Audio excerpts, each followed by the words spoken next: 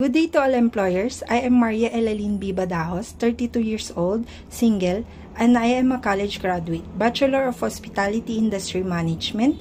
I have 3 years experience as a nanny here in the Philippines. They are 3 members in the family, 2 adults and 1 child.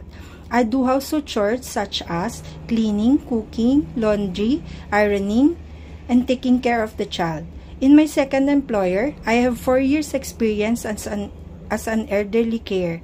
I do laundry, cooking, marketing, ironing, assist her in going to the doctor, assist her in walking around, and assist her in taking her medicine. I also check her blood sugar level. I am hardworking, dedicated, and I am willing to learn the given task. If you will hire me, I will do my best to do my duty, and I promise to finish my contract with you and work with you as long as you need me.